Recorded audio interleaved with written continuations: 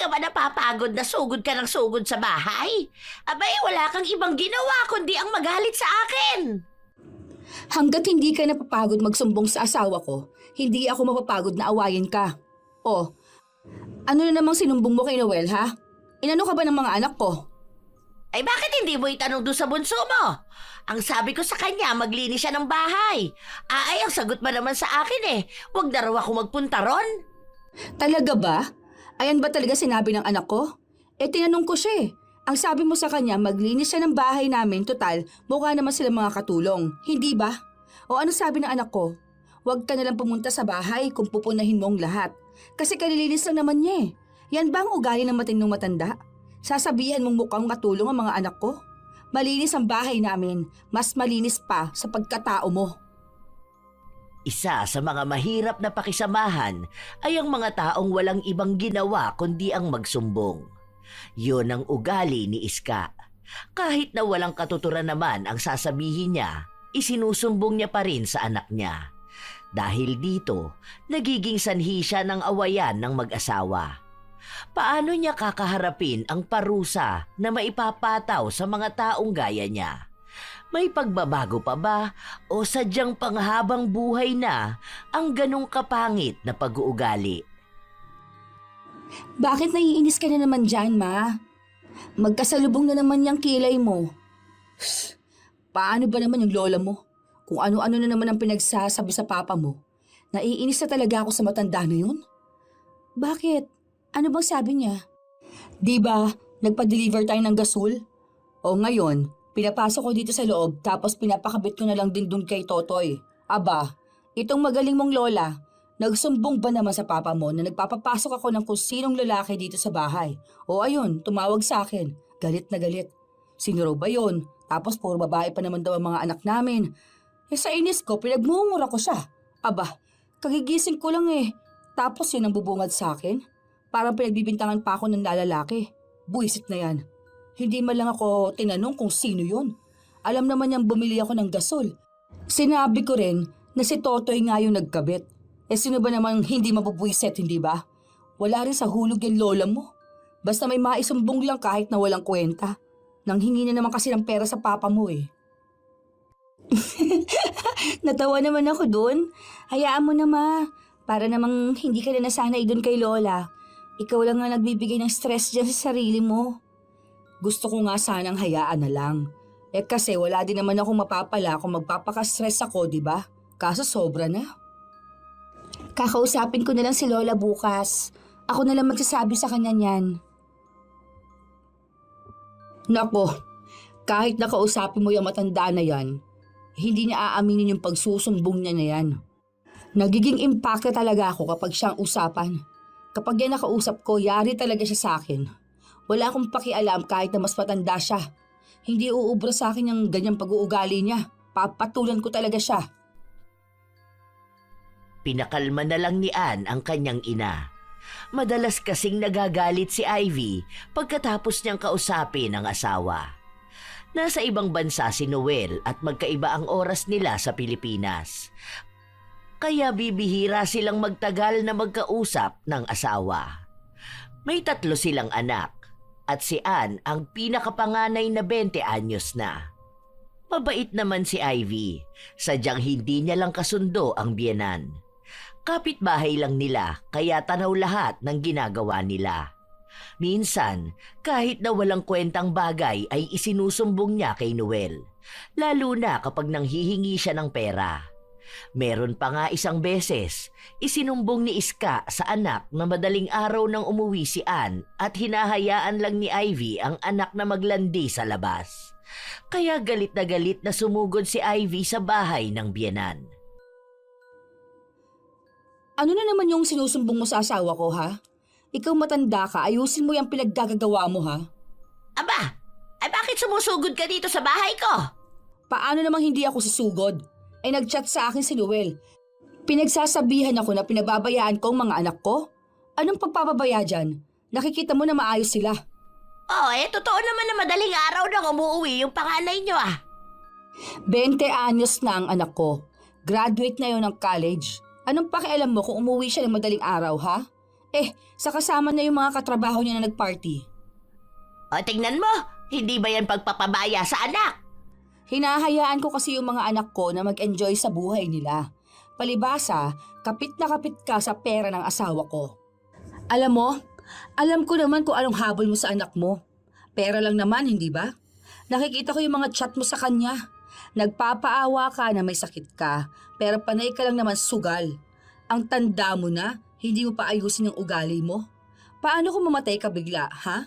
Ano, si Satanas na ang susundo sa'yo? Para diretso ka na sa impyerno? Banding kayo doon? Ang sama ng ugali mo. Kaya ayaw kitang maging manugang eh. Kung hindi ka lang agad nabuntis ng anak ko, ay naku, ayoko naman talaga sa'yo. Parehas lang naman tayo ah. Ayoko rin sa'yo eh. Kasi ang sama na ugali mo. Akala mo yata, nakakalimutan ko ng mga kasamaan mo sa akin nung buntis ako. Hindi ka na magbabago. Ayusin mo naman yung pagsusumbong mo. Yung tama naman, hindi puro imbento. Wala kang utak. Nag-away silang dalawa. Pinigilan pa si Ivy ng kanyang hipag pero binaliwala niya ito. Kapag galit siya, kailangan niya yung mailabas. Dahil kapag naipon lang yun, baka mas lalong maging masamang tao ang tingin sa kanya ng pamilya ng asawa. Matapang siya dahil simula pa naman nung unang pagsasama nila ni Noel ay inaapi na siya ni Iska.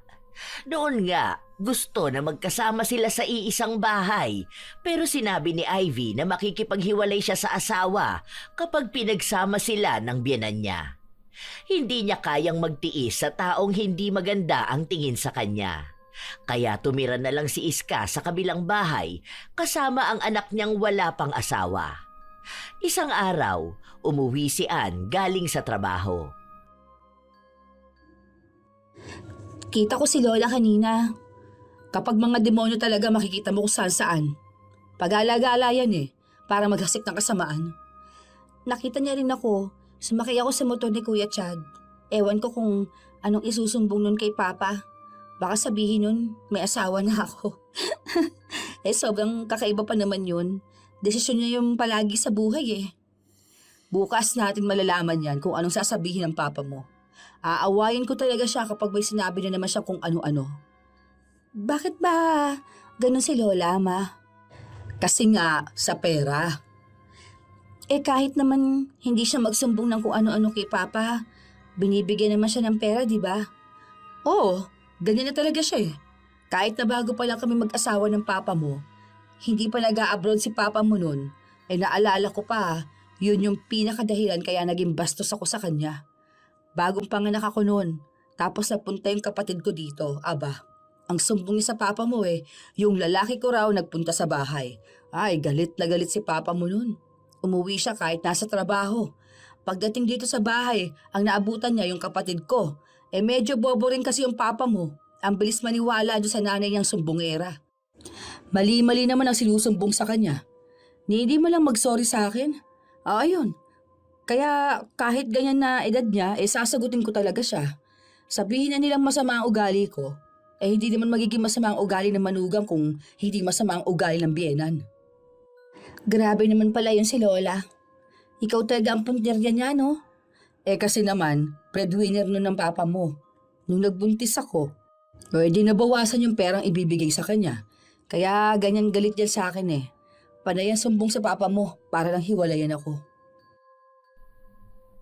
Kahit na ilang beses pang awayin ni Ivy ang kanyang biyenan, hindi pa rin ito tumitigil sa pagsusumbong ng kung ano-ano sa kanyang asawa. Hanggang sa hinayaan na lang niya ito. Iniisip niya na mapapagod din naman si Iska. Pero mali siya. Habang hinahayaan niya, lalo lang lumalala. May isang beses pang tinawagan siya ng asawa niya at sinabi sa kanya na nagsumbong daw ang nanay niya na laging nasa sugalan si Ivy. Alam mo, matanda ka na rin para magpapaniwala sa mga pinagsasabi ng nanay mo. Kahit na kanino mo itanong, hindi ako nagsusugal.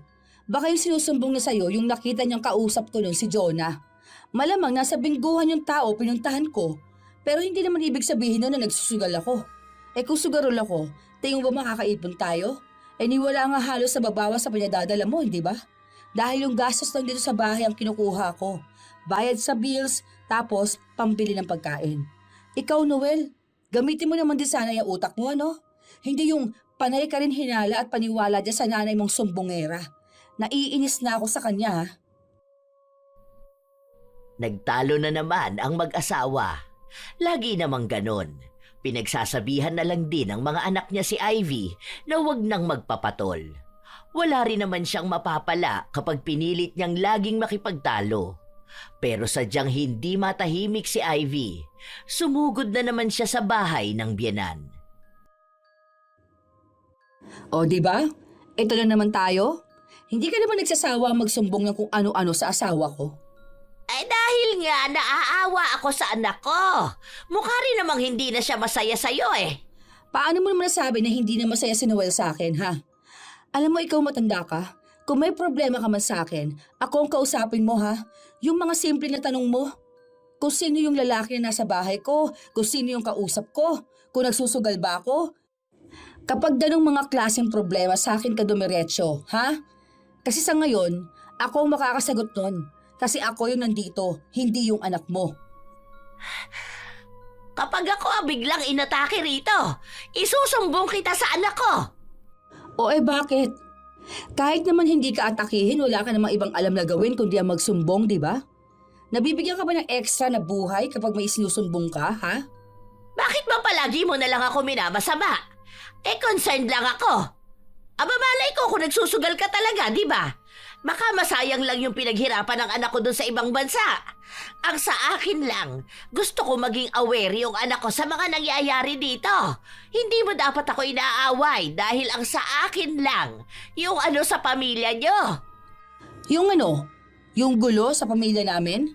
Bakit ka ba galit lagi? Sino ba naman hindi magagalit? Ha?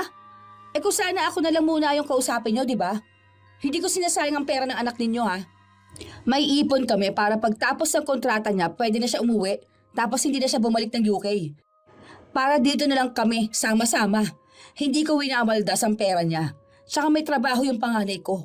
Nagbibigay ng pera sa akin, kaya huwag kang papansin dyan. Basta yung mga nakikita ko lang naman ang sinasabi ko. Yung mga nakikita mo nga, pero mali-mali ka naman ang kwento. Makita mo lang na may parcel sa bahay. Sasabihin mo, panay na kami order sa Shopee. Isang parcel? Yung sumbong mo sandamukal? Ano pa naman yun, di ba? Sa yun nga ang nakikita ko eh. Walang masama sa ginagawa ko. Kung hindi yun totoo, huwag kang magagalit. Kung ganyan ka kagalit, baka nga totoo. Kasi hindi ka naman magiging defensive, di ba? Alam mo, ang tanda mo na wala ka pa ring utak. Bastos ka talaga! Bastos ka rin naman, ah. Huwag mong asahan na gagalangin kita. Matuto ka magbago para maayos tayo. Ikaw ang magbago!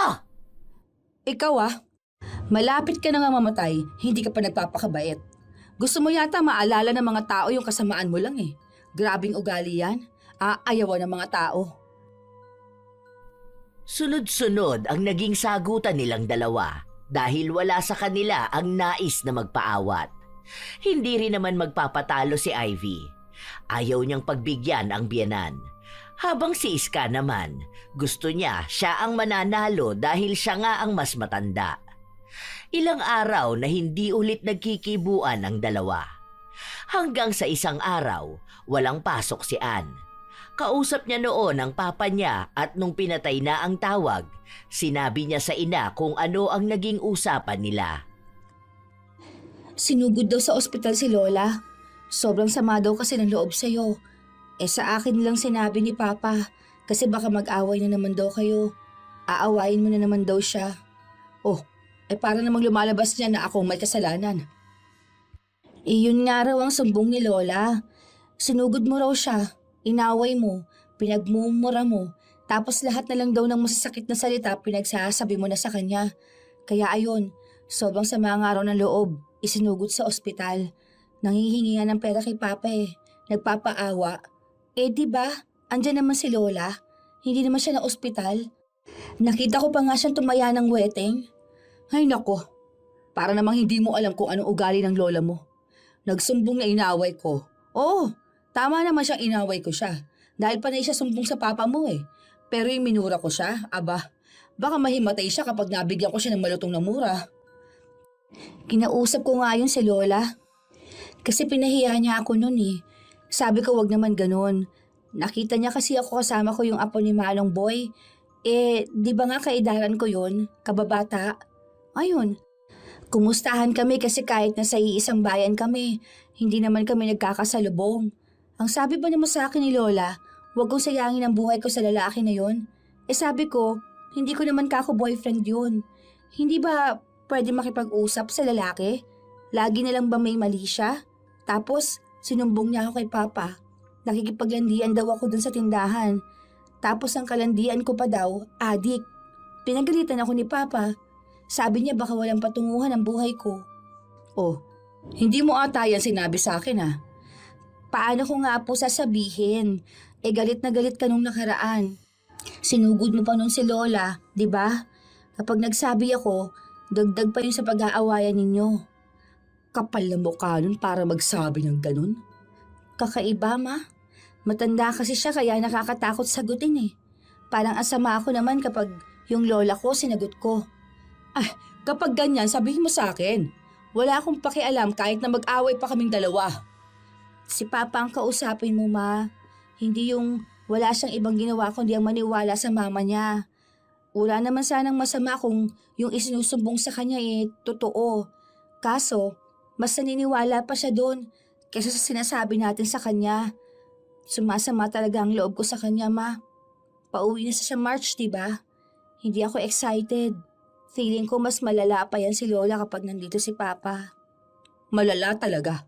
Sahod na naman palad yan sa paghingi ng pera. Magsusumbong siyang aping-api siya. Yung Papa mo naman utu-uto. Malamang awang-awa sa nanay niya. Tanga-tanga eh. Tayo ang pamilya. Tapos tayo yung ginaganito niya. Nako, siya. Aalis muna ako. Mag-grocery pa ako eh. Dito ka lang pa sa bahay? Dito lang ako. Matutulog ako, ma. Akala ni Ivy magiging normal lang ang araw na yon. Dahil hindi niya nasalubong ang biyenan niya hanggang sa makauwi siya. Nung kinagabihan, nakatanggap siya ng mensahe mula sa asawa niya kung bakit daw marumi ang bahay nila. Hindi ba raw tinuturuan ang mga anak nila na maglinis? Galing daw sa bahay nila si Iska. Nakita na napakakalat ng bahay nila. Nagiging bastos na nga rin daw ang mga anak nila dahil baka naririnig na ganun lang sagot-sagutin ni Ivy ang kanyang biyenan. Hindi na naman pinalampas ni Ivy ang mga yon, kaya sinugod na naman niya ang biyenan. Hindi ka ba napapagod na sugod ka ng sugod sa bahay? Abay, wala kang ibang ginawa kundi ang magalit sa akin. Hanggat hindi ka napapagod magsumbong sa asawa ko, hindi ako mapapagod na awayin ka. Oh, ano na namang sinumbong mo kay Noel, ha? Inano ka ba ng mga anak ko? Ay bakit hindi mo itanong doon sa bunso mo? Ang sabi ko sa kanya, maglinis siya ng bahay. Ay, ang sagot mo naman sa akin wag na raw ako magpunta ron. Talaga ba? Ayan ba talaga sinabi ng anak ko? Tinanong ko siya. Ang sabi mo sa kanya, maglinis siya ng bahay namin, total mukha naman sila mga katulong. Di ba? O ano sabi ng anak ko? Huwag ka nalang pumunta sa bahay kung pupunahin mo lahat. Kasi kalilinis lang naman niya eh. Yan ba ang ugali ng matinong matanda? Sasabihan mo mukhang katulong mga anak ko? Malinis ang bahay namin. Mas malinis pa sa pagkatao mo. Kita mo na? Sa'yo talaga nagmana ang mga anak mo. Ay, oo. Proud ako na sa akin sila magmamana. Kasi hindi sila nagpapaapi. Hindi uso yung parang sa mga telenovela na pinapanood mo. Ano, papayag akong aapihin ng biyenan kung walang kwenta? Ganon din mga anak ko. Hindi papaapi sa lola nilang toxic. Hindi ako toxic! Ikaw ang toxic! Ay, nahiya naman sa'yo, no? Demonyita ka! Ikaw ang reyna namin. Mas mataas sa level ka ng demonyita. Alam mo, yung mga ganyang klase ng tao, yan yung mapupunta sa dagat ng apoy. Aba, okay lang. Magsiswimming na lang ako sa dagat ng apoy. Tapos, ikaw andoon, nakakandong kay Lucifer. Ang bastos talaga ng bibig mo! Ikaw naman mabaho ang bibig mo. Nabulok na yan siguro. Panay ka kasi sumbong no? Totoo lang naman ang mga isinusumbong ko Ikaw lang ang panay daldal. Walang totoo sa mga sumbong mo. Lagi na lang may dagdag. Sige, uunahan na lang siguro kita na magsumbong sa asawa ko, no? Oo, sige. Sasabihin ko na lang pala sa kanya na kaya ka nang hihingi ng pera sa kanya. Kasi yung apo mo na adik, andyan sa poder mo. Hoy! Hindi adik ang apo ko! Munti ka na nga yung matukhang, di ba? Hindi pa ba siya adik? Tsaka ako na bahala. Magsusumbong na lang ako sa asawa ko para naman hindi ka na niya mabigyan ng pera. Sige, gusto pala ng pasamaan ng ugali, ha? Game na game ako dyan. Walang iyakan to, ha? Walang pikunan. Sinimula na rin ni Ivy ang sinabi niya. Nagsumbong siya sa asawa niya na kaya nang hihingi ng pera ang nanay nito ay dahil may binubuhay siyang adik sa bahay nila. Dahil doon, nabawasan ang pera na pinapadala ni Noel sa ina. Inutusan niya rin ang asawa na siya na lang ang bibili ng grocery at gamot para hindi na magalaw at magamit sa maling paraan ang pera.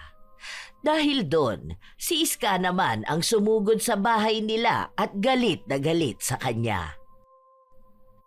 Papansin ka rin talaga no? Gusto mo kasi, sa'yo lang napupunta lahat ng pera. Mukha kang pera! Proud din naman ako na mukha akong pera, no? Tsaka, pera naman yun ang asawa ko. Dapat alam ko rin kung saan napupunta yung pinaghihirapan niya. Kasi naman, kung ibibigay mo lang sa isang adik, lugi naman yung nasa ibang bansa, di ba? Tapos, dito yung mga anak namin, tinitipid din namin. Hindi maluluho. Tapos ibibigay niya yung pera sa may bisyo. Konting hiya naman dyan, ha? Ikaw ang mahiya! Dahil bastos ka! Sumbongera! O ngayon na ginagawa yung gawain mo, magagalit ka? Di ba ang sabi ko, huwag ka mapipikon? Palagi mo ba naman kasi akong iniinis eh? Alam mo na nga na demonyita ang manugang mo. Sige! Makakabawi rin ako! Sasabihin ko sa asawa mo na nag-a-addict na yung bunso mo! Talaga ba? Alam ng asawa kong hindi yun gagawin ng anak namin. Huwag ka dyan. Kausap niya palagi ang mga anak niya. Okay lang. Marami pa naman akong pwedeng isumbong sa kanya eh. Wala kang kwentang tao! Pareho lang tayo, no? Nakakita ka lang talaga ng katapat mo. Hindi mo naman pala kaya. Matapang ka lang dahil matanda ka. Ilang araw pa ang lumipas. Wala silang ibang ginawang dalawa kundi bantayan ang buhay ng isa't isa. Kapag may isusumbong si Iska, magsusumbong din naman si Ivy. Kapag may sumbong siya, sinasabi niya rin sa mga anak niya. Para rin sila ay sasang-ayon sa ina. Para mas sila ang paniwalaan ng kanilang ama. Dahil doon, laging nagtatalo sina Ivy at Iska. Pareha sila ng ugali, kaya walang nananalo sa kanila. Tumigil lang si Iska noong nasa ospital sila. Natapilo kasi siya noong bababa siya ng bahay nila, pero iba ang nakarating kay Noel. Alam mo na ba yung sinabi niya kay Papa?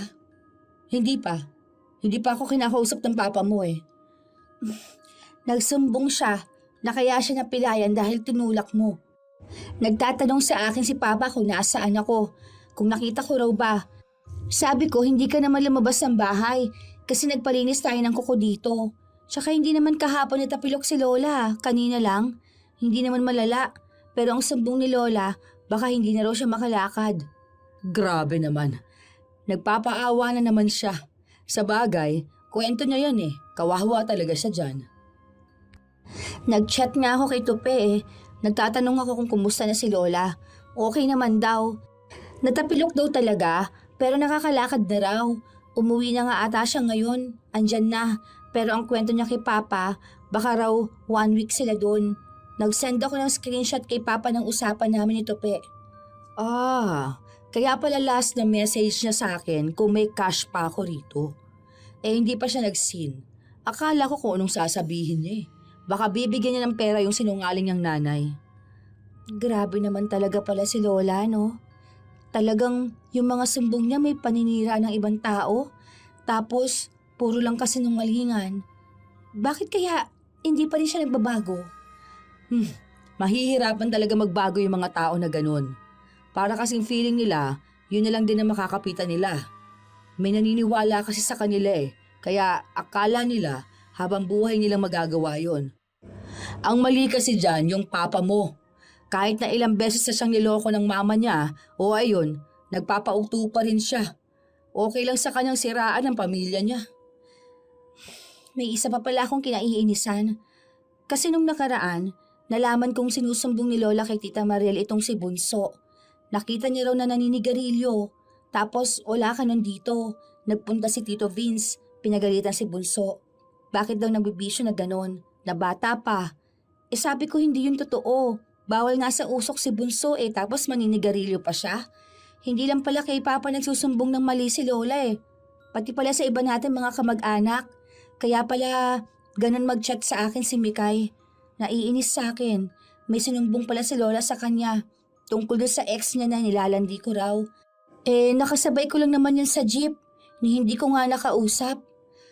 Grabe na talaga ugali ng matanda na yun Lahat na lang ng klase ng paninira ginagawa na niya. Sa halip na gagalangin siya ng mga apo niya, wala. Ganyan ang ginagawa niya Kaya si Uneng, gets ko na galit kay Lola. Isumbong ba naman na bakla daw siya? Ayun, binugbog ng tatay niya si Uneng. Yun pala, nakita lang siya ni Lola na kasama yung tropa niya na nagbabasketball. Sinumbong na agad na nakikipagharutan daw siya. Kaya hindi ako magtataka kung darating ang araw na wala na talagang gagalang sa kanya. Yan din ang sabi ni Auntie Badet. Kasi nagsumbong na noon kay Papa mo na itong araw si Auntie Badet, inimbitahan siya sa binyagan. O tapos ginawa lang daw siyang tagahugas ng pinggan. Kinawawa daw siya dun Itong Papa mo nagalit na agad. Inaway si Auntie Badet. Ang paliwanag sa akin, hindi naman daw kinawawa yan dun. Ni hindi nga raw tumatayo sa kinaupuan niya. Ang gusto pa nga, mag-serve ng pagkain sa kanya. Kaya yung mga apo niya ang inuutusan. Ang malala pa, nagbalot pa ng pagkain kahit hindi pa nakakain yung iba.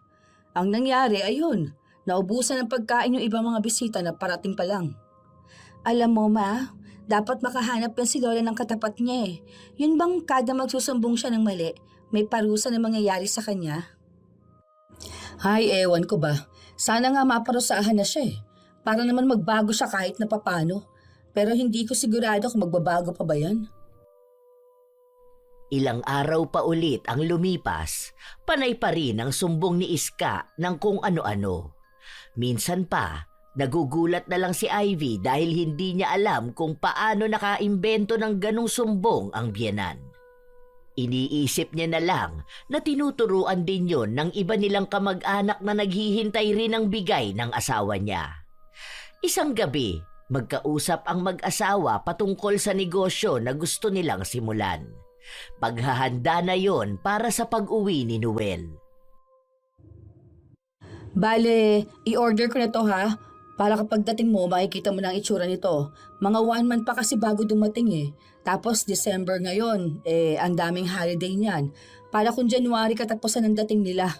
Mga March, nandito ka na. Pwede na natin ito set up.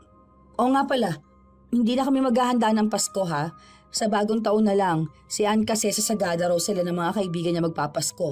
O itong dalawa, sa bahay sa Pangasinan magpupunta. Ako lang may iwan dito sa bahay para magbigay doon sa mga inaanak mo. Bale ipapaabot ko na lang yung mga angpaw kay mama mo? Sige, ibibigay ko talaga to Bahala ka kung hindi niya maibibigay sa mga inaanak mo. Kahit na nag-aalangan si Ivy, ginawa niya pa rin ang sinabi ng kanyang asawa.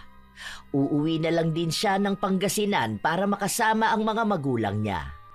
Ayaw niya rin namang si Iska ang kasama nila sa Pasko. Dahil sa halip na maging masaya siya, baka masira lang ang araw niya. Baka hindi nila patawarin ang araw ng Pasko ay magtalo pa silang dalawa.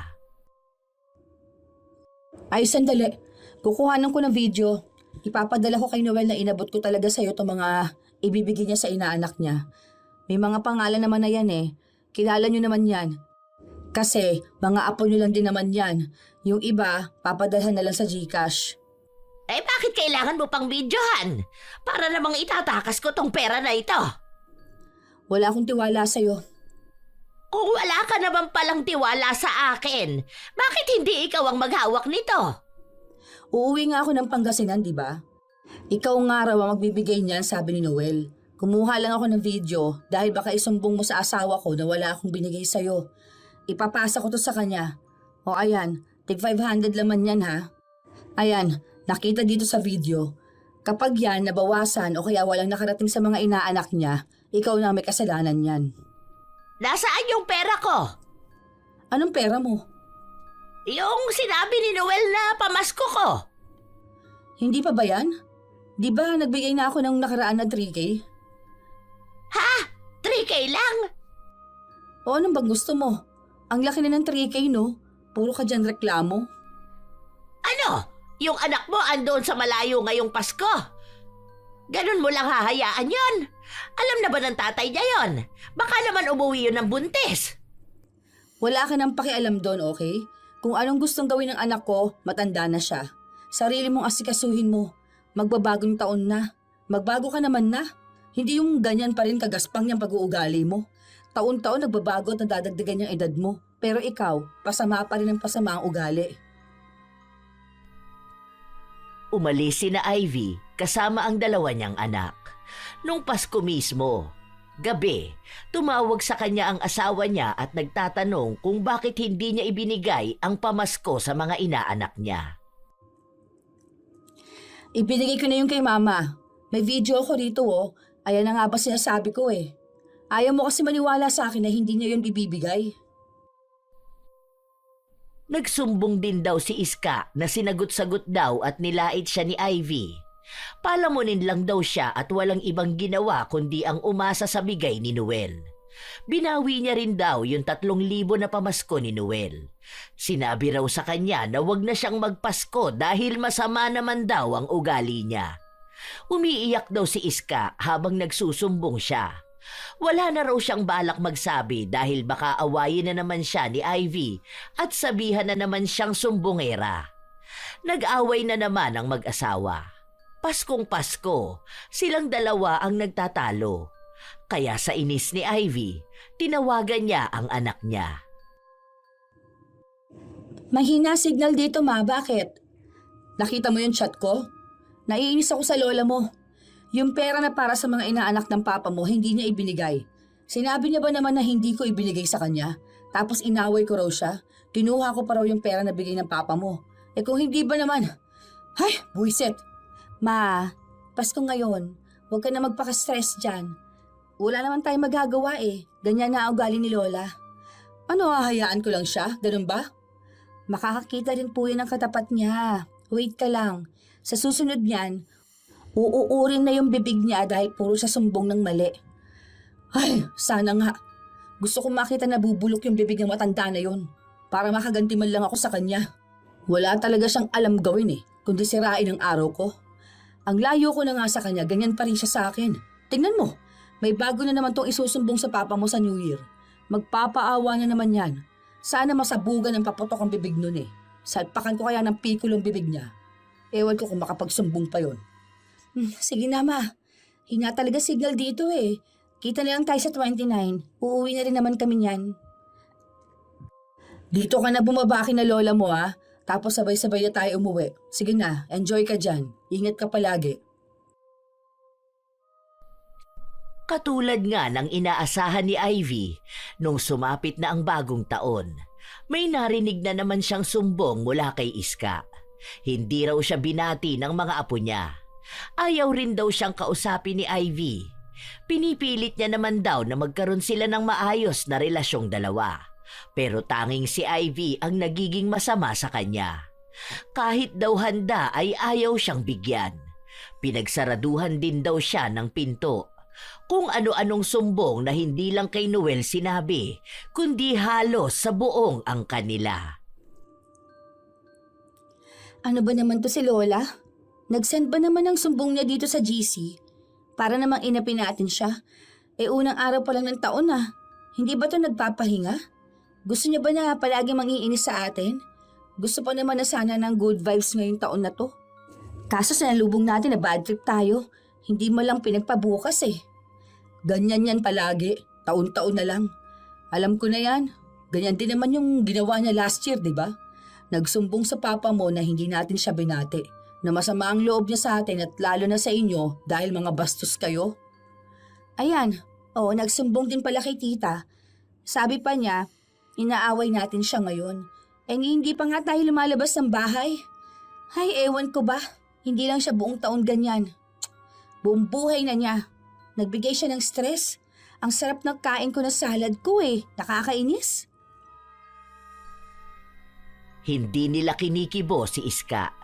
Iniisip nila na baka sa ganong paraan ay tumigil na ito sa paninira sa kanila. Pero hindi. Lumalala pa. Sinasabi niya sa iba pa nilang kamag-anak na iniirapan siya palagi ni Ann, kahit na ang totoo ay hindi naman sila nagkakasalubong na dalawa. Hanggang sa dumating ang isang araw na tila ba nanunuyo ang labi ni Iska. Nakita yon ni Ivy nung nagkasalubong sila sa tindahan. Mukha yatang nanunuyo at nagsusugat na yung labi mo dahil pagod na yan magsalita ng mga kasinungalingan. Hindi mo ba naman pinagpapapahinga Panay ka ba naman sumbong? Nakita mo na? Ayan! Ganyang kakasama sa akin! Isusumbong na naman niya yan, Sasabihin niya, pinagtatawanan ko yung sakit niyang yan, kahit na hindi naman totoo. Mabuti sana kung ikaw ang nahihirapan at nasasaktan Di ba? Ang hapdi-hapdi na nga ng labi ko! Yan, sumbong pa more. Ilang linggo lang ang lumipas, nabalitaan ni Ivy na may maliliit na uod na lumalabas mula sa mga sugat sa labi ni Iska. Nalaman niya yon sa isa nilang kapitbahay. Nakita raw kasi nito ang maliliit na uod. Agad na kumalat ang balita na yon. Ang akala ni Iska, ang manugang niya ang nagpakalat nun. Isinumbong niya agad kay Noel na nagpapakalat ng maling chismis si Ivy. Kaya nagpunta si Ivy sa bahay ng biyenan. Ano yung sinasabi mong ako ang nagpapakalat na inuuod yung bibig mo? Ano namang alam ko dyan? Huli ko na nga rin niya nalaman Hindi nga ako naniwala nung sinabi sa akin. Tapos ang sumbong mo kay Noel, ako yung nagsabi sa buong mundo? Grabe ka na Ni hindi nga kita pinakikialaman sa buhay mo Wala nga kaming balita sa'yo. Yun na nga Wala na nga kayong balita tungkol sa akin, pero nagpapakalat pa kayo ng mga baling balita. Hindi nga kami yun. Huwag kang magsumbong ko kani-kanino. Dahil una sa lahat, kung ano man ang nangyayaring yan sa'yo, kagagawan mo yan. Buti nga sa'yo. Ang sumbongera mo kasi. Ayan, inuod na ang labi mo. Bulok naman kasi ang ugali mo. Hindi ka na talaga naaawa sa akin no? Maawa man ako sa'yo o hindi, iisa lang naman ang mangyayari, di ba? Isusumbong mo pa rin sa asawa ko na minamaltrato kita. Di totohanin na lang natin masama ako. Total, naikwento mo naman na sa kanila na wala akong kwentang manugang. Umalis ka na nga dito! Hala. Oo nga, may lumalabas sa uod sa labi mo. Hala kadiri. Bakit naman ganyan yan? Hindi yan uod! Namumuti lang talaga yan! Hindi uod pero gumagalaw nga. Ayan yak! Ay! Buhay ka pa, inuud ka na. Ayan nahulog na iyo. Inis na inis si Iska sa kaartehan ng manugang, kaya pinagtulakan niya ito palabas ng bahay niya. Nakarating naman agad kay Noel ang nangyari. Sinabi ni Iska na pinandidirihan daw siya ni Ivy kahit na hindi naman totoo na may uod na lumalabas sa bibig niya. Kaya sinabi ni Ivy na totoo naman na may uod na lumalabas sa bibig ni Iska. Pag-uwi raw ni Noel, siya mismo ang makakakita nito. Ilang buwan pa ang lumipas hanggang sa nakauwi na nga si Noel. Mas malala na ang sugat sa labi ni Iska. Mas marami na ang uod na lumalabas doon. Sinasabi niya na kumikirot yon at masakit. Minsan nga, hirap pa siyang maibuka ang bibig niya. Pinatingin na yon sa doktor pero wala namang makitang lunas. Binibigyan lang siya ng gamot na pamahid. Yung labi ni Lola, grabe na raw. Parang paubos na. Ayan pinadala niya yung picture kay tita. Nagsusumbong na nandito na raw si Papa pero pinapabayaan daw siya. Dahil ayaw mo siyang ipagamot. Nangihinayang ka raw kasi sa pera hindi mo naman daw yung pera? Ah, ako pa talaga? Sino bang sumama sa kanya nakaraan sa ospital? Di ba ako naman? Ayan, kaya hindi gumagaling yung sakit niya, panay ba naman siya sumbong. Sinisiraan niya talaga ako Ang kapal naman ng pagmumukha niya, hindi ko naman siya inaano. Paubos na yung labi niya Kinikilabutan ako pag nakikita ko. Sa picture pa lang na to. Naku, paano pa kaya sa personal no? Sobrang sakit siguro nito. Ay, ewan ko ba? Parang hindi ko matiis to kinikilabutan naman ako. Mas grabe yan sa personal. Makikita mo yung uod talagang parang kinakain yung laman niya. Ako pa nga yung naglinis nun dahil takot ang mga tao dun sa bahay niya. Tapos ako pang sisiraan niya. Kahit na diri ako nung isa-isahin ko pang alisin yung mga uod na yun para lagyan ng gamot yung sugat niya. Grabe naman pala si Lola talaga. Parang namang ang laki ng problema niya sa'yo. Ewan ko ba dyan? Kapag ako atang sinusumbong niya, marami ang kumakausap sa kanya Hindi na lang siya magpasalamat sa akin na kahit demonyita ako, may pakialam pa rin ako sa kanya. Kung hindi naman dahil sa akin, hindi malalagyan ng gamot at malilinisan yung sugat niya, no? Ang hirap na raw siya magsalita ngayon. Oo, nakadikit kasi yung labi niya. Kapag matagal siyang hindi nagsasalita, ayun, nakatikom ba? Parang natutuyo yung dulo ng labi niya Tapos ayun, magdidikit. Kapag nagsalita siya, hihiwala yun, so masakit. O parang parang binabalatan mo yung sugat mong katutuyo lang. Hindi ko alam bakit hindi nawawala yung uod Walang langaw dun sa kwarto niya Naka-aircon pa siya dun. Ang baho nito. Sobra. Yung papa mo nga hindi matagalan dun Amoy sugat talaga. Lalo na kwarto niya. Parang nabubulok na laman. Ganun kabaho. Kaya nga walang mga anak o apo niya ang gusto maglinis ng sugat niya. Hindi niya naman kaya, nahihirapan daw siya. O ako lang talaga gumawa nun para sa kanya. Tapos sinisiraan at sinusumbong ka pa rin Ayaw na sanang tulungan ni Ivy ang biyenan. Pero kahit na masama ang ugali niya, hindi niya pa rin ito matiis. Siya ang naglilinis ng sugat at naglalagay ng gamot. Kinakamay niya talaga yun. Parang ang nasanay na siya sa amoy ni Iska. Pati na rin sa mga maliliit na uod na nahahawakan niya. Huwag ka kasi munang hihiga. Alam mo naman nakakalagay lang ng gamot, diba? Wala din yan. Baka matapon lang yan. Paano daw ba gagaling kasi ang sugat nyo? Inaantok na nga ako! Mamaya ka na nga matulog. Inaantok na nga ako Ayaw mo ba akong patulugin? Hindi ko sinabing ayaw kitang patulugin Ilang minuto lang naman tuyo na yung gamot Gusto mong gumaling pero pabebe ka dyan. Hindi ka naman bata. Kung sana ikaw ang inaantok. Inaantok din ako, huwag ka magulo dyan Inaasikaso lang kita. Nakakaya naman kasi sa'yo, di ba? Walang gusto mag-alaga sa'yo. Ang sama ba naman kasi na ugali mo Kahit ikaw, masama ang ugali. Okay lang. Kaya nga ako manugang mo para may katapat ka naman. Kawawa naman kasi kapag mabait, tapos ikaw ang biyenan. Magiging sumpa ka sa buhay niya. At least, ako na ang sumpa sa buhay mo.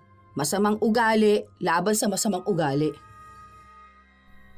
Kahit na tinulungan na ni Ivy ang kanyang biyenan, nakapagsumbong pa ito kay Noel. Sinabi ni Iska na pinagsasalitaan daw siya ng masama ni Ivy. Sa mensahe lang naman niya ito pinadala. Sinabi niyang sinasaktan siya ni Ivy. Hindi naman daw talaga inaayos ang paglilinis ng sugat niya, kaya raw yon inuuod. Kaya kinausap ni Noel ang asawa at sinabi yon. Ang tanda mo na, naniniwala ka pa rin sa mama mo? Matagal na tayo mag-asawa. Baka gusto mong doon ka na lang tumira sa kanya. Sige, iwan mo na kami dito ng mga anak mo. Siya naman ang lagi mo pinaniniwalaan, di ba? Para namang hindi mo kilala. Masakit talaga ako magsalita. Ganito talaga ang boses ko. Kapag may gusto akong sabihin, talagang sinasabi ko. Alam mo yan. Kaya kahit nabiyanan ko yon, aba, kung may hindi naman siya magandang ginawa sa akin, sasabihin ko talaga. Sige, ganun pala tingin niya sa akin Minamasama niya yung pagtulong ko sa kanya. Okay, Sige, hindi ko nalilinisan yung sugat niya. Bahala na siya sa buhay niya. Maghanap kayo ng mag-aalaga sa kanya. Tutal ayaw niya sa akin. Mas lalo namang ayoko sa kanya. Kahit na kailan, hindi ko lalapitan yung matanda na yon. Andito ka naman Makikita mo naman na lahat. Kung tanga ka pa rin at naniniwala sa sinasabi ng mama mo, edi sige, siya na lang ang kampihan mo. Naging matigas si Ivy. Hindi niya talaga tinulungan ng kanyang biyenan. Dahil tutulong siya o hindi ay may nasasabi ito sa kanya. Para makita rin ng mga tao sa paligid niya kung anong klaseng tao si Iska. Na hindi dahil matanda siya, dapat lahat ng sinasabi niya ay totoo na. Kumuha na lang sila ng mag-aalaga kay Iska. Pero lahat yon ay hindi nagtatagal. Yung iba tinatanggal dahil sa sumbong ni Iska. Yung iba naman kusang umaalis. Halos 10 tao na ang nakuha nila, walang tumatagal. Hanggang sa hindi na talaga sila makakita ng tao na mag-aalaga kay Iska. Sinusubukan nila sa mga kamag-anak nila, pero ganun pa rin. Ano? Nakita mo na kung ano ugali ng mama mo? Hindi tatagalan ng kahit na sino kamag-anak nyo, no? Mabait na yun si Arlene kaso tinanggal at pinaalis mo dahil sa sumbong ng mama mo na hindi inaayos yung pag-aalaga sa kanya. Alam mo, kung kakampihan mo lagi ang mama mo sa mga kasinungalingan niyang ganyan, lalo lang niyang lalala. Parang may sapak na yan sa utak Inaalagaan na, tinutulungan na, magsusumbong pa ng mali. Aba, deserve niya talagang uurin ang bibig. May nangyayari na nga na masama sa kanya. Hindi pa rin siya nagbabago. Grabe naman pag-uugali yan. Nananawa na rin maging si Noel. Hindi na niya alam kung paano pa niya tutulungan ang ina. Ang dami kasing sinusumbong nito sa kanya, kung ano-anong bagay na lang, kahit na hindi naman totoo. Minsan pa nga, sinumbong niya si Ivy na may masamang sinasabi sa kanya, samantalang nakita ni Noel ang asawa na hindi lumalabas ng kwarto. Maghapon lang tulog. Dahil doon, mas nalinawan si Noel na hindi nga dapat lahat ng sinasabi ng nanay niya ay paniniwalaan niya. Humingi siya ng tawad sa kanyang asawa. Okay na yon. Basta hayaan mo na muna ang mama mo. Saka mo natulungan kapag na-realize niya ang mali niya. Yun kung marirealize nga niya Alam mo naman yun, pero bahala na siya sa buhay niya. Siguro gagaling lang yun kapag nagbago na siya ng ugali. Pero mukhang hindi na siya gagaling Kasi hindi na siya magbabago. Ilang araw na ang lumilipas, wala pa ring ibang ginagawa si Ivy sa kanyang biyenan. Hindi niya ito kinikibo. Kahit minsan, siya ang kinakausap ng mga kamag-anak nila. Alam kasi na siya lang ang kayang makaharap sa ugali ni Iska. Pero ayaw niya dahil kapag natapos na raw niyang alagaan, sisiraan lang din naman daw siya. Alam niya na magsusumbong na naman si Iska sa ang kanyang kinakawawa siya. Pero isang araw, si Iska na mismo ang nagpadala ng mensahe sa kanya. Oh, himala. Si Lola mo ba talaga nag-chat nito sa akin? Bakit ma? Ano bang sabi niya? Nak, punta ka naman sa bahay. Tulungan mo ko. Parang sa tagal namin magkakilala, hindi naman siya nag-chat sa akin ng ganito Hindi nga ako tinatawag na anak. Demonyitang tawag niya sa akin. Nako, may kailangan yan sa'yo ma. Para namang hindi niyo alam na walang naglilinis ng sugat niya. Ikaw lang daw kaya magtiyaga sa kanya. Teka, magre-reply ako rito. Bakit mo ko kailangan? Di ba sabi mo ayaw mo na akong makita? Ayan, pwede na yan. Baka naman hawak ng apo niya ang cellphone niya, tapos gumagawa na lang sila ng paraan para makausap ka. Kahit na totoo, ayaw ko talaga makita ni Lola. Alam mo, naaawa ako sa Lola mo. Kaso deserve niya yon, di ba? Nakakainis kasi panay siya sumbong. Tapos ang malala pa, mali-mali naman ang sumbong niya. Ayan na, may reply na siya. Ang bilis Tulungan mo naman ako anak. Hindi ko na maibuka ang bibig ko kasi walang naglilinis ng sugat ko. Sige na, maawa ka na. Totoo kaya to? Puntahan ko kaya, no? Ikaw ang bahala, ma. Pwede naman wag eh. Hindi yung ikaw ang takbuhan niya kapag wala na siyang choice. Total, inaaway ka naman niya palagi. Ituring mo na lang din siyang kaaway mo, di ba? Puntahan ko na lang. Kawawa naman eh. Baka magbago na to. Kapag hindi pa rin talaga, hindi na ako tutulong sa kanya kahit na anong mangyari. Huli na to. Alam mo naman ako, kahit na masama ang ugali ko maawain naman ako lalo sa matanda. Sana nga magbago na yan si Lola. Kasi alam ko mahirap magbago mga ganyan tao eh. Laging iisipin nilang sila ang tama at bilang sila ang matanda. Obligasyon mo na sila. Dami pa namang entitled na matatanda. Kahit na sinabi na ng mga anak ni Ivy na pabayaan na lang ang lola nila, nagpunta pa rin ito para maglinis ng sugat ni Iska. Kahit naman sabihin nila na silang dalawa ang madalas na magkalaban, hindi naman bato ang puso niya para iiwas ang sarili na tumulong. Pagkarating niya sa bahay ni na Iska, naawa siya rito. Mas lumala ang sakit ng matanda. Mas malalaking uod na ang lumalabas. Sobrang baho na ng katawan, maging ang loob ng kwarto. Tila ba hindi kayang tagalan ni Numan kahit na may takip pa ang kanilang ilong. Kaya naman pala walang nagtatagal sa'yo dito. Nakakadiri naman na yung labi mo, kaloka ka. Hindi na nga nalinisan eh. Sandali, paliliguan na lang muna kita bago ko linisan yung sugat mo. Kahit paglilinis sa'yo, wala nang gumagawa oh. Sobrang baho mo talaga. Yung arenola mo hindi pa natapon.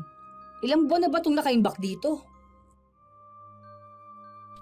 Matagal na tiniis ni Ivy ang pag-aasikaso sa kanyang biyenan. Nilinisan niya pati ang buong kwarto nito. Binuksan ang bintana para sumingaw naman ang kwarto. Wala naman silang kapitbahay sa likod kaya walang magrereklamo kung may maaamoy na mabaho. O yan, try mo ibukang bibig mo. Ano, masakit? Ganyan talaga yan, dahan-dahanin mo lang. Ayan! Oo, wag mo na lang muna ipagdikit. Huwag ka muna madaldal para hindi yan magdikit. Ayos na yan. O, alis na ako ha. May gagawin pa ako sa bahay eh. O, nakikita mo naman na akong nag-aalaga sa'yo. Aba, baka naman magsumbong ka pa sa asawa ko, mahiya ka naman ma. Hindi pa nakakauwi si Ivy, nagsumbong na agad ang biyenan niya kay Noel. Nalaman na lang yon ni Ivy noong bumungad sa kanya ang salita ng asawa. Hindi naman ito galit sa kanya. Hindi sila nag-aaway. Pero sinabi ni Noel na nagsumbong sa kanya ang ina na sinigaw-sigawan daw siya ni Ivy. Sumama ang loob niya dahil ang dami nga raw sinusumbat sa kanya ni Ivy. Yang nanay mo walang pinagbago ano?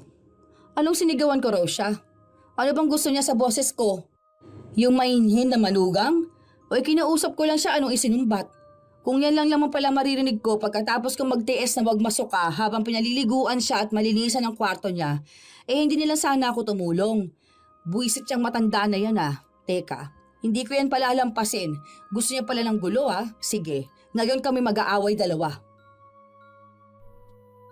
Pinigilan ni Noel ang asawa pero hindi nagpatinag si Ivy. Galit na siya. Pagpasok niya sa kwarto ni Iska, nagtatype na ito sa kanyang cellphone.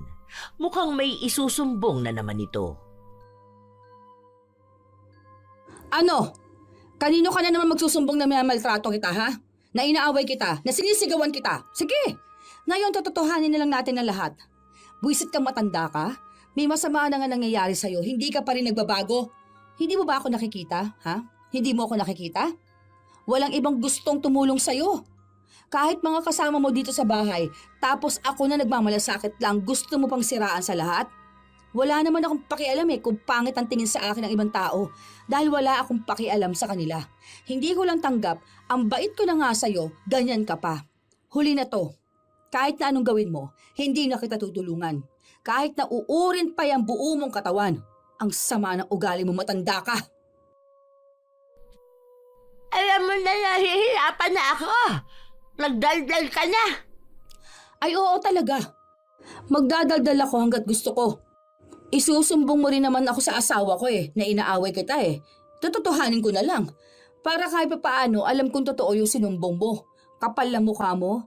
Ako na nga lang nagtitiis sa'yo. Kaya ayaw ka ng mga kasama mo kasi ganyan ka. Alam mo, kaunti na lang ang nalalabi mo sa mundo. Hindi mo pa ginawa maganda yung maaalala namin tungkol sa'yo.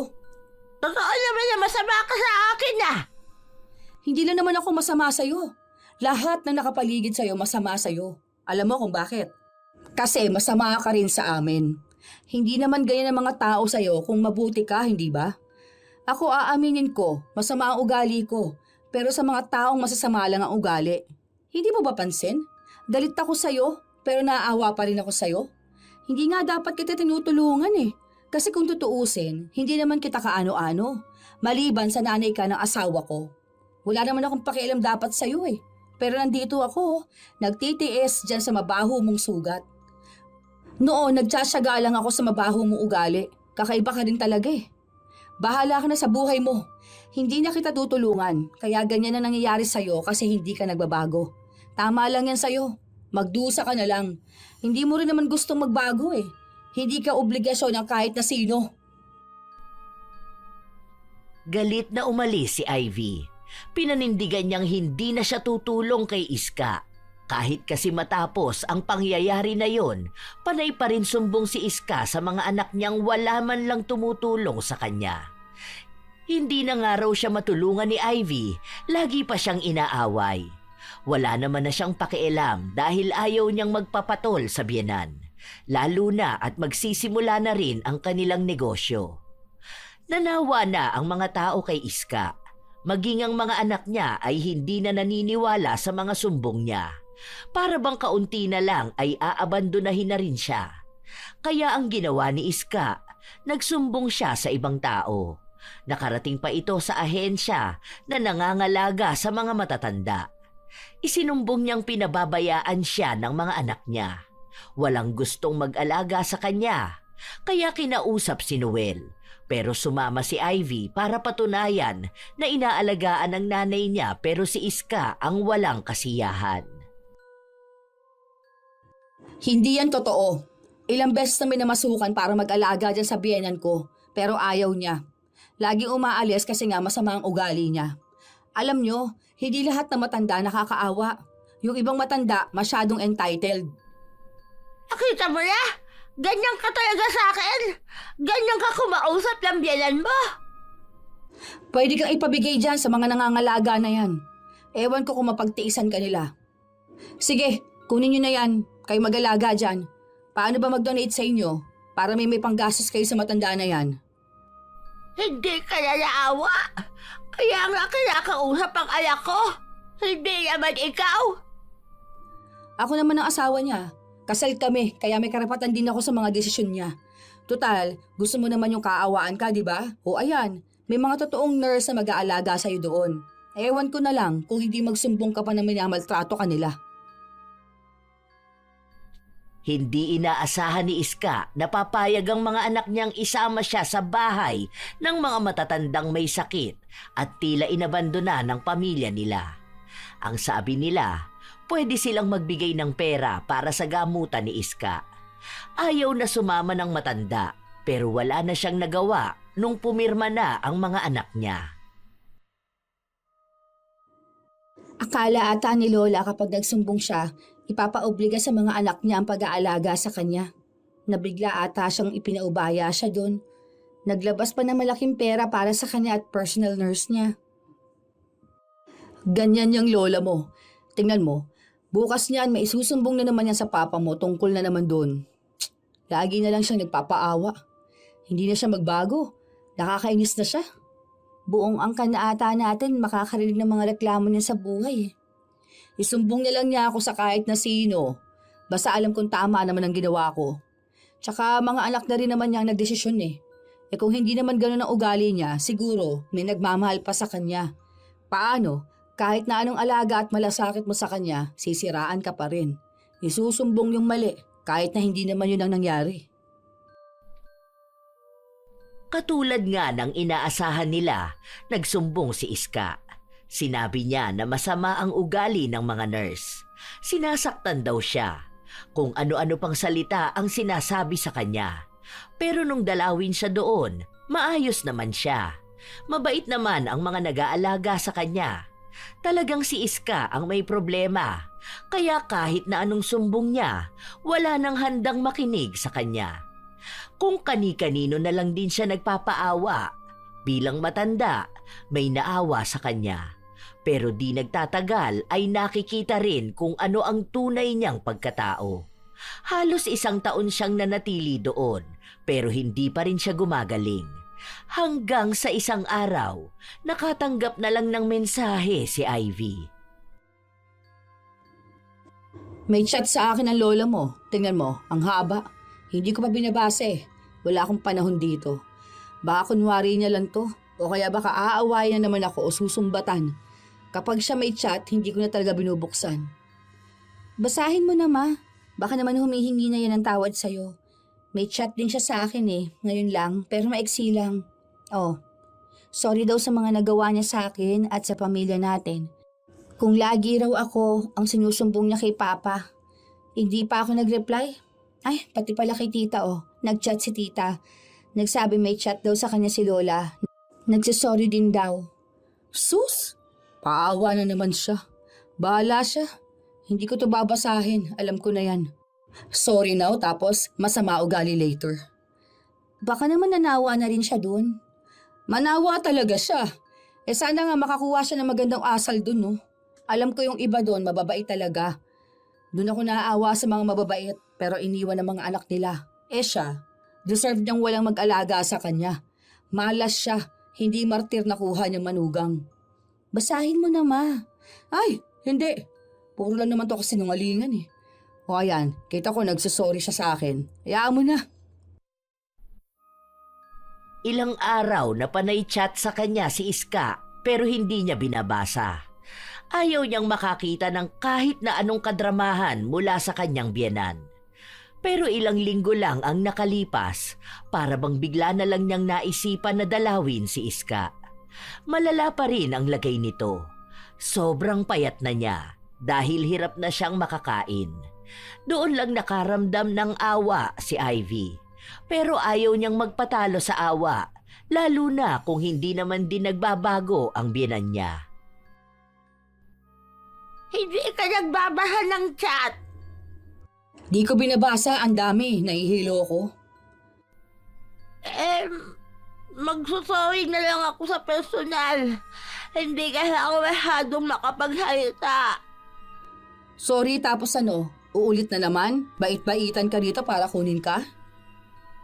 Totoo na to.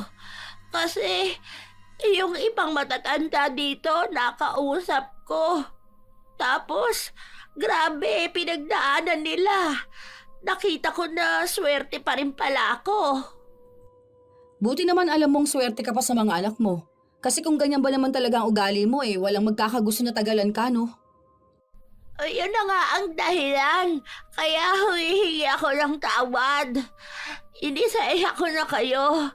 Pasensya na. Lalo ka na. Ikaw yung mortal kong kaaway. Oo, sumabay sa kamalditahan mo. Kaya nga humihingi na ako ng tawad. Mali na ako sa pagiging sumbongera ko. Hindi naman ako magpapaalis dito. Okay na ako rito. Gusto ko lang humingi ng tawad sa inyo. Kasi tama ka nga.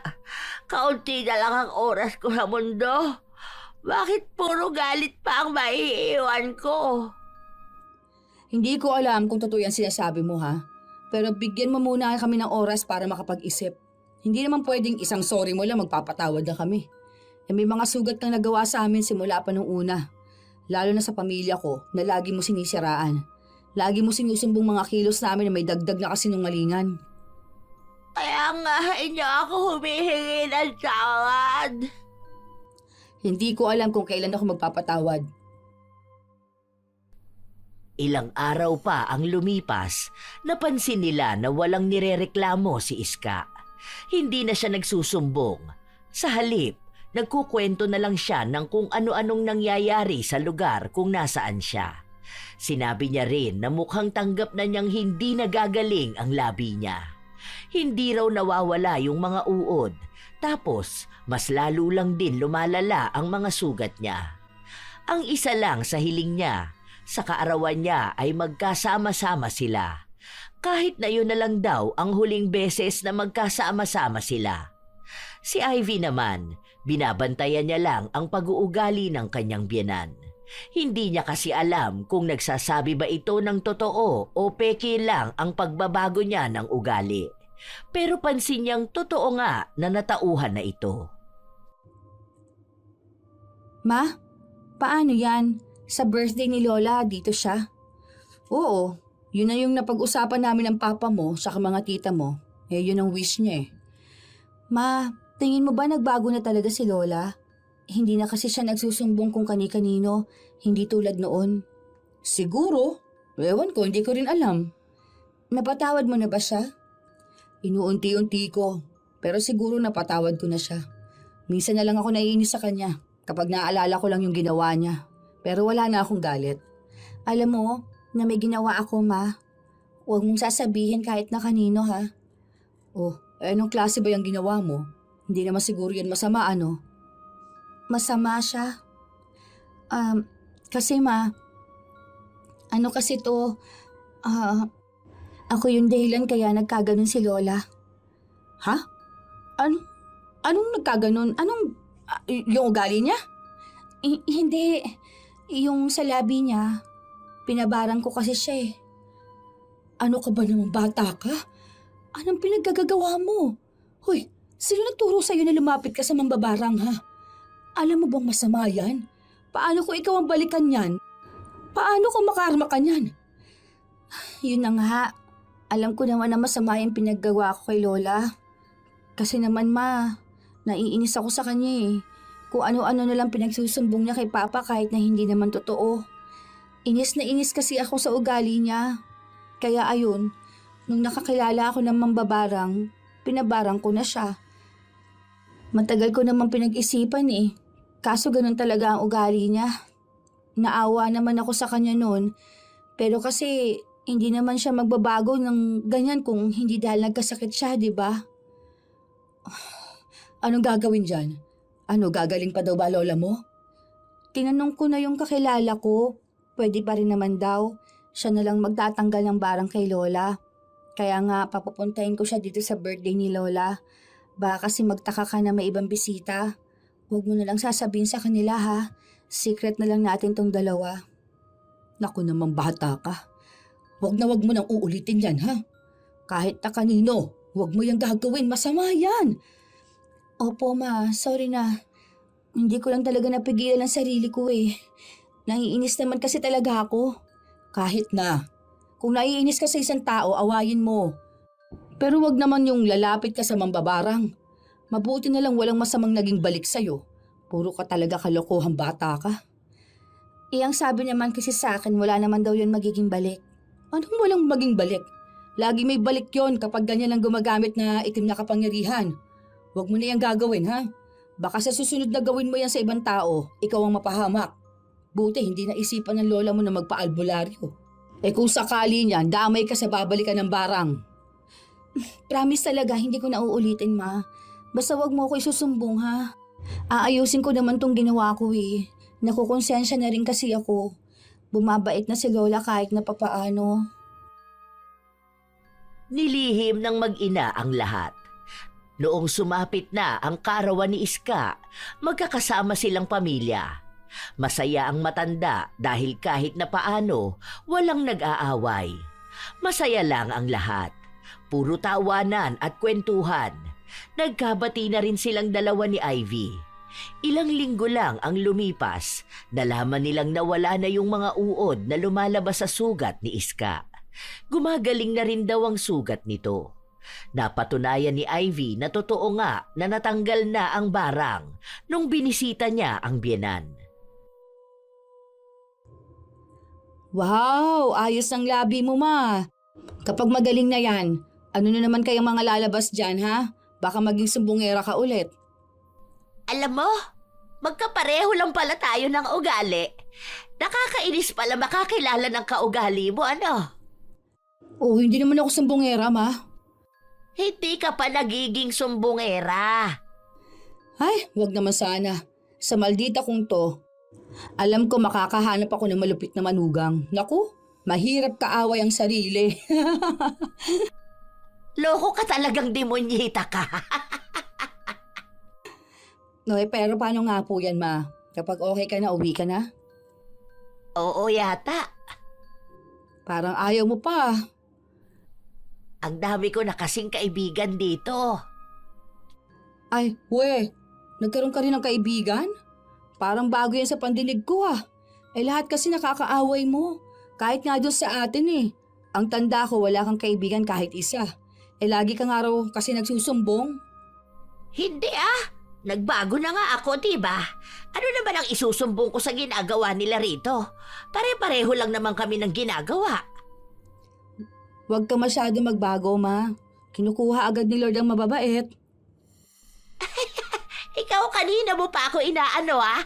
Malamang mga matatanda kasama ko rito. Nagkakaintindihan kami. Masaya kami dito. Eh kapag umalis ako rito, sino na naman ang kasama ko sa bahay? Nasa kwarto lang ako niyan mag-isa.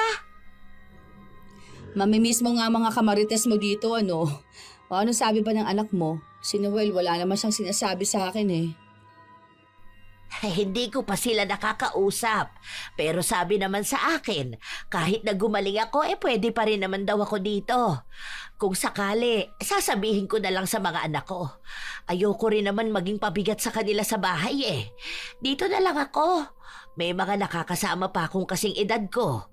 Minsan nga mas matanda pa sa akin. Para paalala na hindi ako ang pinakamatanda sa bahay. Pero pwede ka pa naman namin makasama, no?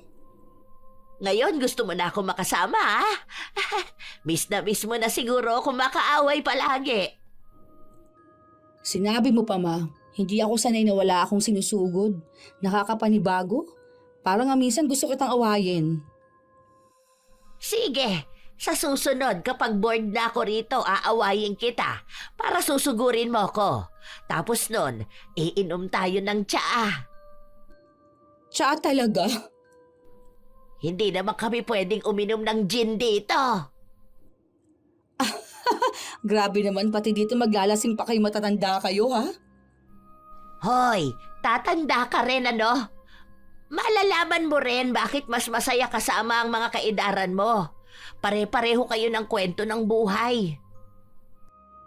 Ay, so yung mga makakasama at makakausap kong matatanda, meron ding demonyita na biyenan? Oo, tapos ikukwento nyo rin ng mga demonyita nyong manugang. Nagtawanan silang dalawa. Magaan ang lahat hanggang sa dumating na ang araw na gumaling na talaga si Iska. Hindi na nagsusugat ang labi niya, pero hindi na siya umalis kung nasaan siya. Kaya ang ginagawa na lang ng mga anak niya, nagbabayad na lang sila sa mga nag-aalaga sa kanilang ina. Mas masaya raw si Iska doon, kaya hindi na lang nila guguluhin. Minsan dinadalaw nila, minsan naman kapag may okasyon ay pinapapunta nila sa bahay nila. Ganon sila hanggang sa ngayon. Buhay pa rin si Iska, malakas pa rin siya. Hindi na siya katulad doon na walang ibang ginawa kundi ang magsumbong. Ang madalas na lang na kinukwento niya ay ang nangyayari buong araw. Kung ano ang aktibidad na ginawa nila at kung sino ang mga bago niyang naging kaibigan. Sadyang may mga tao na mahilig magsumbong. Para bang hindi rin nila kayang mabuhay nang walang sinisiraan na ibang tao. Sa bawat kilos ng iba, lagi silang may napapansing mali at agad itong ikinukwento sa kung sino mang handang makinig. Sa ganitong paraan, pakiramdam nila ay mas mataas sila, mas tama at mas may kontrol sa sitwasyon. Ngunit sa likod ng pagiging sumbongera, kadalasan ay may insekuridad at takot na hindi napapansin. Sa halip na ayusin ang sariling pagkukulang, mas pinipili nilang ilihis ang pansin sa pagkakamali ng iba. Bilang isang biyenan, mas masakit ang epekto nito dahil nasisira ang tiwala at kapayapaan sa loob ng pamilya. Unti-unting nabubuo ang pader sa pagitan ng manugang at biyenan.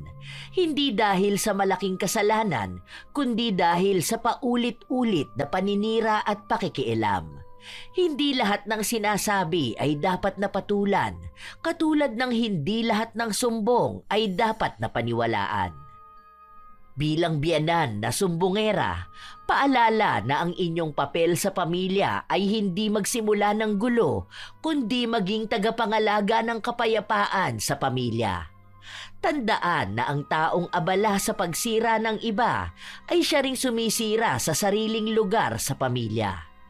Ang kapayapaan ay pinipili at nagsisimula ito sa pagpigil sa dila na magsumbong ng mga bagay na hindi naman dapat. Kayo ba mga apo, nakaranas na rin ba kayong isumbong sa mga bagay na hindi naman totoo? O mga sumbong na may dagdag at bawas? Ano sa tingin nyo? Tama lang din bang naparusahan ng ganon si Iska? At kung kayo rin ay may opinyon at kwento, maaari nyo yang ibahagi sa amin.